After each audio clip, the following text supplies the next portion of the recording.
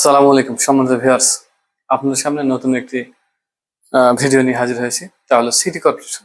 আমি দেখি বাংলাদেশের সর্বশেষ সিটি কর্পোরেশন আমরা পাচ্ছি 13টি। 7ই মে 2026-এ নিকারের বৈঠক হয় এবং তাতে সিদ্ধান্ত হয় বগুড়া হবে দেশের 13তম সিটি কর্পোরেশন।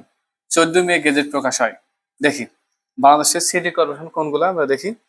প্রথমে আগে একসময় ঢাকা একসাথে ছিল, পরবর্তীতে ঢাকা ভেঙে ঢাকা উত্তর ও ঢাকা দক্ষিণ দুইটা হয়েছে। তাহলে 3-এ চট্টগ্রাম, 4-এ রাজশাহী, 5-এ খুলনা, 6-এ বরিশাল, 7-এ সিলেট, 8-এ গাজীপুর, 9-এ নারায়ণগঞ্জ, 10-এ কুমিল্লা, 11 রংপুর এবং 12তম ছিল সর্বোচ্চ সেটা হলো ময়মনসিংহ। আয়তনে বর্তমানে সব থেকে বড় যে সিটি কর্পোরেশন সেটা হলো গাজীপুর সিটি কর্পোরেশন। আর এই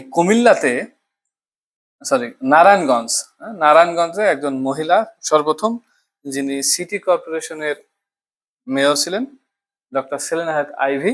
উনি একমাত্র নারী প্রধান ছিলেন, অর্থাৎ সিটি কর্পোরেশনের মেয়র। আচ্ছা, আমরা সিটির থেকে বড় যে সুযোগ সুবিধা যে শহরগুলোতে তাকে বলে আমরা মেগা সিটি, যেখানে জনগণ কম করে 10 মিলিয়ন অর্থাৎ 1 কোটি, এরকম 1 কোটি অর্থাৎ এরকম আছে 42টা।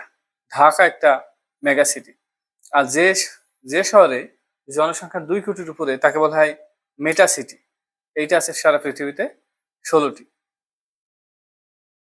আর একটা বিষয় হলো ঢাকার যারা মেয়র, ঢাকা উত্তর এবং দক্ষিণের, তারা মন্ত্রীর সমমর্যাদা সম্পন্ন।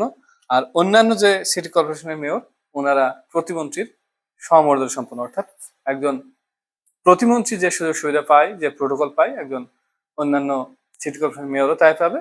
আর একজন মন্ত্রী যেরকম প্রোটোকল পায়, যেরকম সুযোগ সুবিধা পায়, ঢাকা সিটি কর্পোরেশনের উত্তর এবং দক্ষিণের মেয়রগণ সেই সুযোগ সুবিধা পাবে। ধন্যবাদ।